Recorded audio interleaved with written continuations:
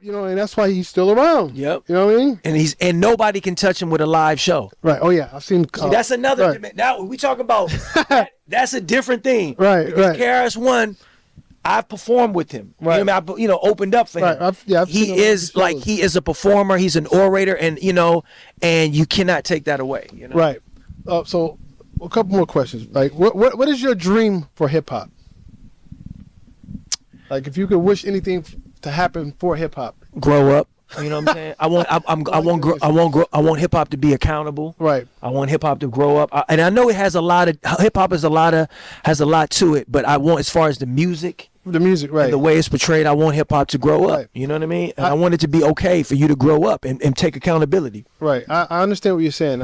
And not to single out any artist. Yeah. But to grow up is to, in my opinion, we don't have enough artists rapping their age. Yeah. Yeah. If that makes sense. Yeah. Of course. Yeah. Because people say we're not playing sports. Yeah. Yeah. The older you are, the sharper and lyrical and more intelligent you are. Yeah. So you should be giving jewels, and it Absolutely. should be growth. Yeah. You shouldn't be 40, 35 making songs for 16 or 16 you have to make, look, I mean, if you're an immature person, right. You know what I'm saying? I think you have to be honest with who you are, and I think that's where the accountability comes. Right. 'Cause I know some motherfuckers that's like, you know what I'm saying? No, right. And they force it, and it just doesn't look, it doesn't sit right. It doesn't, it does, and it doesn't, not to me either. It doesn't work. People fail to realize the people that are rapping that are 35, 40, 45, 50, whatever. There are people your age that want to hear something from your perspective. You got granddads, you know right, who grew up on hip hop, right? Now, you know, because Andre 3000 made a comment saying that he's 48 and he don't know what to talk about. Yeah. How do you feel about that comment? So, I think Dre. I don't know him, right? But from just what I've seen and observed, I think that Dre is just an artist, man. He's just such an artist in so many different ways. Right. Hip hop happened to be the thing in his age, in his era. That was his canvas. Right. You know what I'm saying? I feel like it's in his blood to be an artist. And I feel like once he got older, he's so artistic, he probably wants to just go and do different things. I don't agree with that statement. Right. Because obviously we have so many examples that prove otherwise, right, of guys who are older, who are mature, and they're making music that people love. I mean, it's just about timing and how it is. I always find it's funny how Big Daddy Kane and Jay-Z is like the same age. Yeah, people don't understand that. But he started in a different era. As a matter of fact, Jay might be older. Yeah, no, I think Big Daddy is 1 year older. 1 year older, okay. They're basically the same age. Y'all went to high school together. They went to high school together. You went to high school together.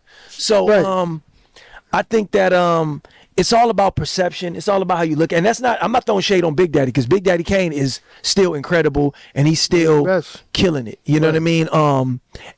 But I think that people like Jay-Z is like, look, you can be, 40, you get 50, and you can still create hip hop that the world stops and listens to. Everybody listens to. Right. And I think that's dope, Right. All right. Fair enough. Yeah. I think what Andre is saying too, he's caught up into what I'm saying.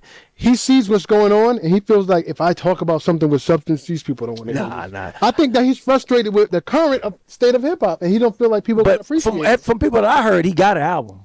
I'm sure he does. He got an album. It's gonna come. Right. I think it's gonna come. Right, but he doesn't tour. He don't do nothing. He ain't got to. He don't have to. I mean, he ain't got to. He's filthy rich. He walks around playing a flute with didgeridoo on. That's he walk around with a didgeridoo. That's when you know you got money. When you walking around town playing a flute. Yeah.